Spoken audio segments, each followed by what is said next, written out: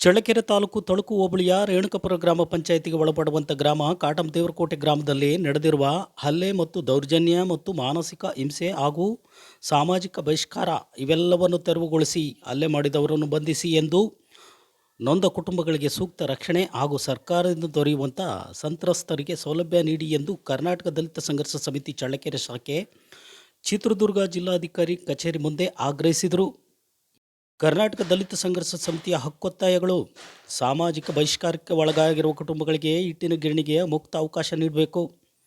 ದಿನನಿತ್ಯ ಕಿರಣಿ ಅಂಗಡಿಗಳ ನಿರ್ಬಂಧ ತೆರವುಗೊಳಿಸಬೇಕು. ಪಂಚರ್ ಶಾಪ್ ನಿರ್ಬಂಧವನ್ನು ತೆರವುಗೊಳಿಸಿ ಗ್ರಾಮಗಳಲ್ಲಿರುವ ಗ್ರಾಮ ದೇವತೆಗಳಿಗೆ ಹೋಗಲು ಪ್ರವೇಶ ಕಲ್ಪಿಸುವುದು. ಗ್ರಾಮದಲ್ಲಿರುವ ಸೀತಾರಾಮ ಕಲ್ಯಾಣ ಮಂಟಪ ಸಮಾರಂಭ ಮಾಡಲು ನಮಗೆ ಅವಕಾಶ ನೀಡಬೇಕು.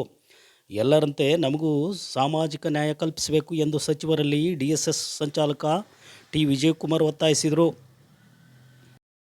ನಂತರ ದೌರ್ಜನ್ಯ ಪ್ರಕರಣದ ಅಡಿಯಲ್ಲಿ ಸರ್ಕಾರದಿಂದ ಸಿಗುವಂಥ ಸೌಲಭ್ಯಗಳನ್ನು ನೀಡುವಂತೆ ಜಿಲ್ಲಾಧಿಕಾರಿಗಳಿಗೆ ಕೇಳಿಕೊಂಡರು. ಸುಮಾರು 40 ಮಂದಿಗೆ ಕುಟುಂಬಗಳಿಗೆ ಸಂತ್ರಸ್ತರಿಗೆ ಜಮೀನು, ಮನೆ, ಕೊಳವೆಬಾವಿ, ಹಸು ನೀಡಬೇಕು. ಮಾದಿಗರಿ ಕಾಲೋನಿಗೆ ಸಮುದಾಯ ಭವನ ನಿರ್ಮಾಣ ಮಾಡಬೇಕು. ಉದ್ಯೋಗ ಖಾತ್ರಿ ಯೋಜನೆ ಅಡಿಯಲ್ಲಿ ಸಂತ್ರಸ್ತರಿಗೆ ಉದ್ಯೋಗ ನೀಡಿ.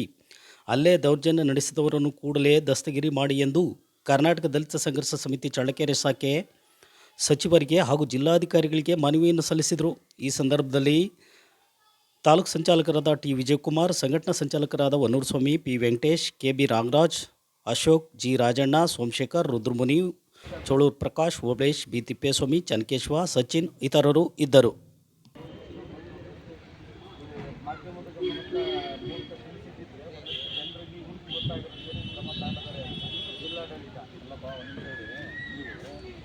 ನಾನೇ ಕಳಿಸಿದ್ದೆ ಅವತ್ತು ಮತ್ತು ಸಂಸದರಿಗೆ ನಾನೇ ಕಳಿಸಿದ್ದೆ. ಶಾಂತಿ ಸಭೆ ಕರೆದ್ರೆ ನಿಮಗೆ ಯಾಕೆ ಶಾಂತಿ ಸಭೆ ಯಾಕೆ ಅಟೆಂಡ್ ಆಗಲ್ಲ ಸರ್?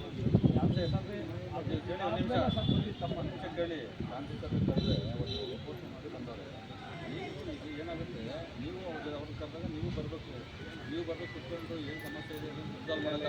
ಈಗ ಅವ್ರಿಗೇನು ಗೊತ್ತಾ, ಎಲ್ಲ ಅವ್ರಿಗೇನು ಗೊತ್ತಾ, DC ಅವ್ರು ಬಂದರೆ ನ್ಯಾಯ ಸಿಗ್ತದೆ ಅಂತ ಒಂದು ಅಷ್ಟು ಆಗಿಬಿಡಿ. ಇವಾಗ ಅದಕ್ಕೆ ಬಂದಿಲ್ಲ ಅವ್ರು ಬರ್ದಿದ್ದು ಕಾರಣ ನಾನು ಹೇಳೋದಲ್ಲ. ನಾನು ಸುಮಾರು 5ನೇ ತಾರೀಕಿಂದ ಮರಗಳನ್ನೆಲ್ಲ ಕೊಡಬೇಕಂತ ಹೇಳಿ ಬೆಳಿಗ್ಗೆಯಿಂದ ನೀವು ತಡೆಯಮ್ಮ. ಅದಕ್ಕೋಸ್ಕರ ಅವ್ರು ಬಂದಿಲ್ಲ. ಇದರಲ್ಲಿ ಮೊನ್ನೆ ನಾನು ಹೇಳಿದ್ದಲ್ಲ, ಯಾವತ್ತು 9ನೇ ತಾರೀಕು ಇದ್ದರೆ 5ನೇ ತಾರೀಕು ಇದ್ದೀರಿ ನೀವು. ನಾಳೆ ಬೇರೆ